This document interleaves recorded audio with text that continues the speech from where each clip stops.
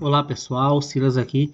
Esse vídeo é um tutorial de como cadastrar novos alunos. Primeiramente você vai clicar aqui no botão aluno. Aqui vai abrir a página de cadastro de alunos. Tá? A gente tem aqui uma série de informações, né? Já da aba inicial.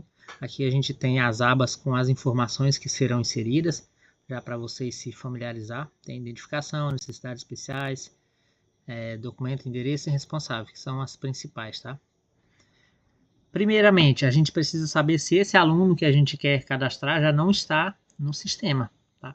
Eu já vou dar um clique aqui no botão novo. Veja que abriu aqui os campos, né? Alguns deles, nem todos. E aqui o campo do nome do aluno ele está fechado, não tem como digitar nada aqui ainda. Então eu vou dar um clique aqui nesses três pontinhos que vai abrir uma janela de pesquisa. Nessa janela de pesquisa eu tenho a opção de pesquisar pelo CPF, tá? Aqui o que vocês vão fazer isso também. E pelo nome, tá? Tem duas opções de pesquisa pelo nome. Essa primeira aqui é para pesquisar pelo primeiro nome e essa segunda é para pesquisar com qualquer parte do nome. Mas vamos lá começar primeiro pelo CPF. Vou digitar aqui um número qualquer. Vou pesquisar. Não encontrou, tá? Então, suponhamos que eu coloquei aqui o CPF que está aí na certidão de nascimento desse aluno e não encontrou.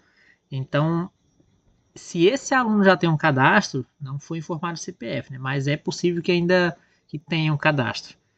Ok, eu vou mudar aqui para pesquisar pelo nome agora. Eu vou colocar aqui meu nome com 2 L's. Tá errado, né? Não é o correto assim. Vou pesquisar.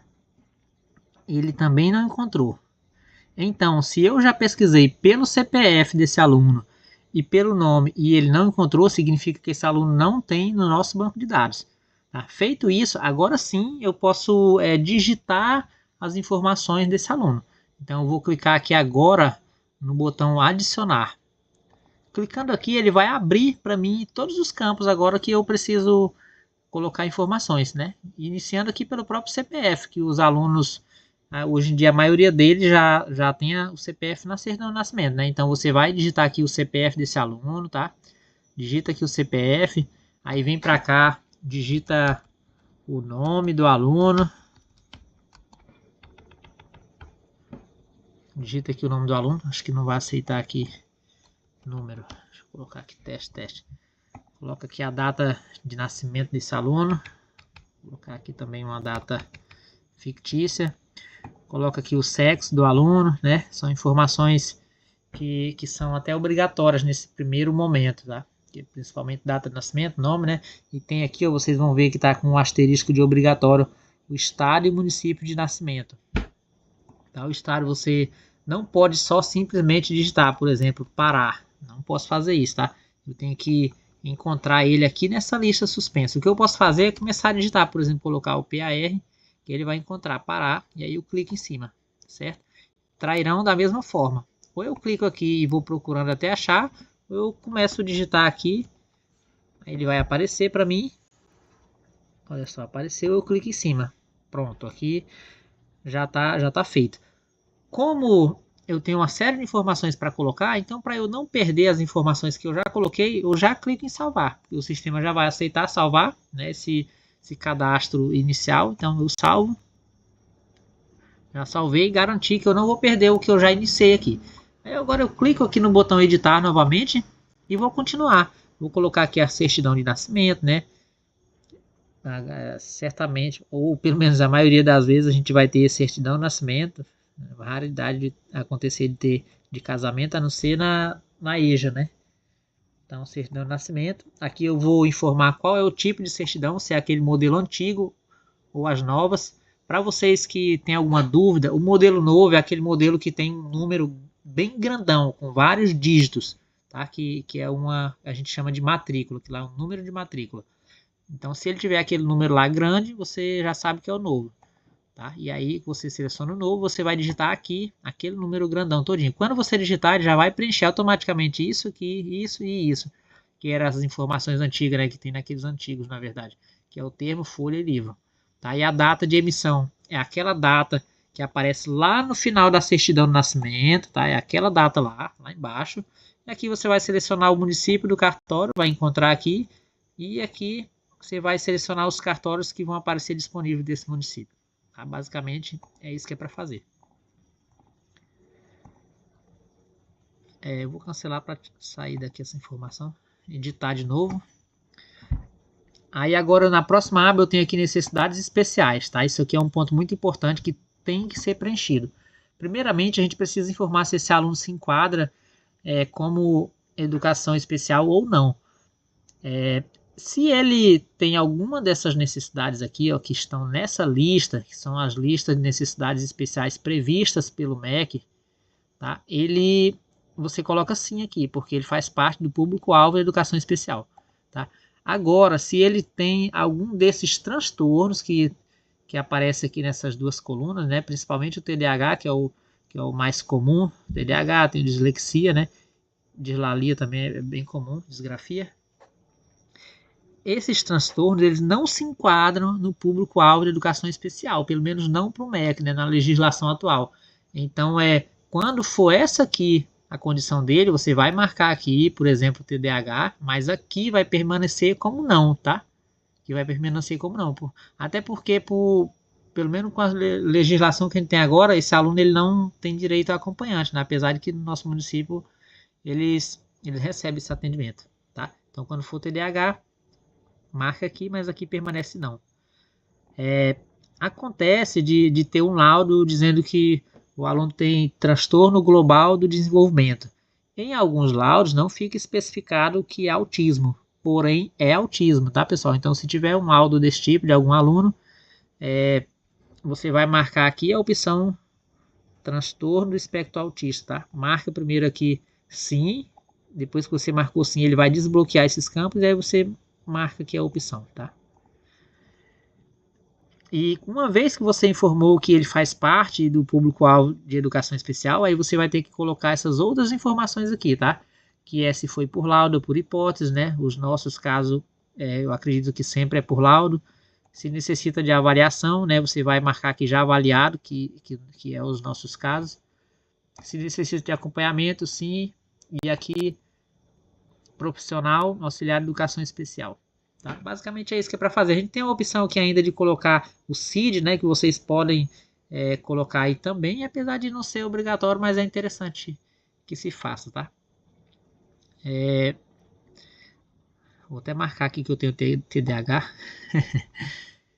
Vamos aqui para a próxima aba, que é o documento e endereço.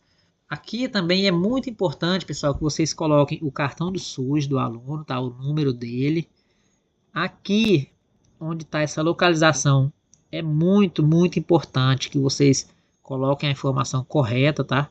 Com exceção dos alunos que residem dentro da sede aqui do município, todos os outros têm que colocar como zona rural, tá?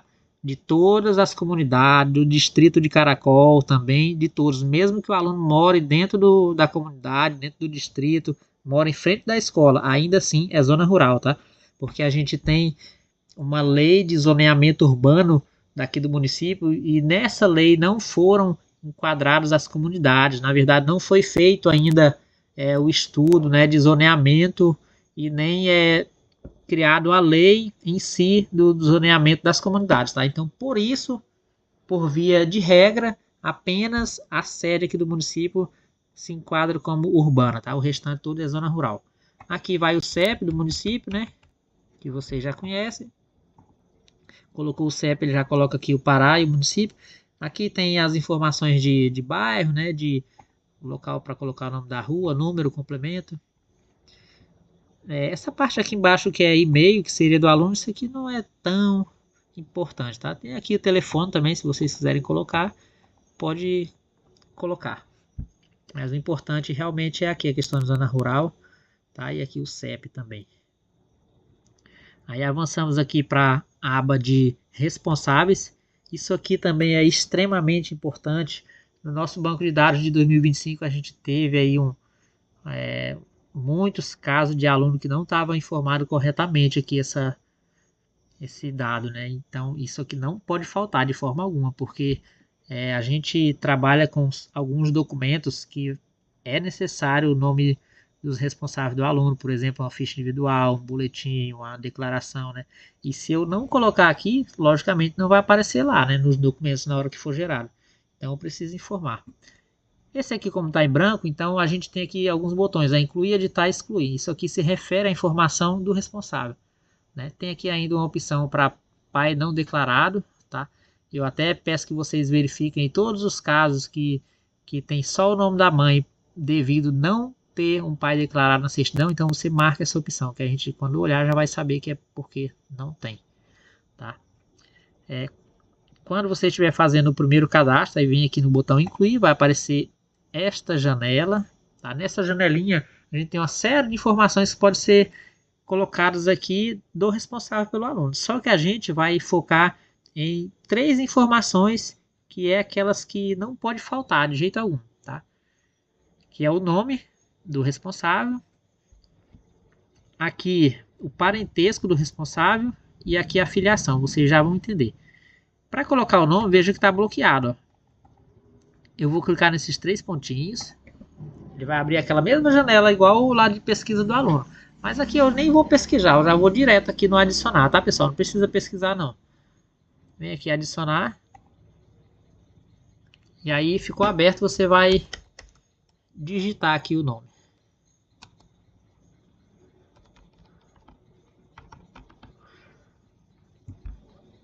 Aqui o sexo também, se quiserem colocar.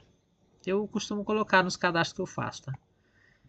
O parentesco, isso aqui é muito importante, tá? Como a gente trabalha com certidão de nascimento, que é a nossa base de dados do aluno, a gente utiliza sempre ou quase sempre pai biológico e mãe biológico, tá? Que é as informações que geralmente constam na certidão de nascimento.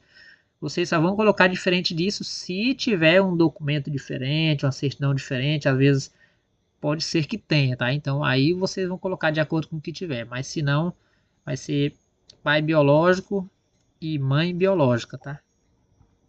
Aqui na filiação, esse dado aqui é muito importante. Você precisa obrigatoriamente colocar, tá? Informou a mãe, coloca aqui filiação 1. Informou o pai, coloca filiação 2, tá? Sempre tem que fazer. Além disso, como eu já havia falado, tem uma série de informações que é sobre os responsáveis. Tá? Que é o CPF, que é outros dados aqui sobre esse responsável que pode ser colocado também, tá? Mas o importante são esses daqui. Esse aqui, que é o nome, aqui o parentesco e aqui a filiação. Então eu gravo, cliquei em gravar, ele já gravou, mas não saiu daqui ainda. Então eu posso fechar aqui, clicar no botão sair, né, que ele vai sair, já vai aparecer aqui, ó, tá? Agora para colocar o outro responsável, que seria o pai, eu venho novamente no botão incluir, clico aqui nos 3 pontinhos, vou colocar aqui José, vou pesquisar. Se eu pesquisar, ele vai achar um monte de José, por isso que eu oriento a não fazer dessa forma, tá? Só vem aqui no botão adicionar e já vamos digitar mesmo manualmente o nome do responsável. Parentesco, pai biológico, filiação 2, gravar. Primeiro eu coloquei errado, né? Não, tá certo. Então é isso, tá? Na filiação a gente vai... Essa primeira coluna ela ficou em branco por causa desse dado aqui, pessoal. Mas não que seja tão importante. Que aqui, tipo de responsável, filiação pai e mãe. Tá? A gente pode também colocar, mas isso não vai ter uma relevância tão grande. Veja só. Aí ele aparece aqui, ó. Certo? Mas o importante é ter aqui o nome, ter aqui o parentesco e ter a filiação, certo? Pronto, já concluímos aqui. Agora a gente já pode salvar. Então todas as informações importantes desse aluno a gente já colocou, né? A gente colocou a informação do responsável, colocou aqui o endereço, né? Certinho, colocou aqui as necessidades especiais, se ele tinha.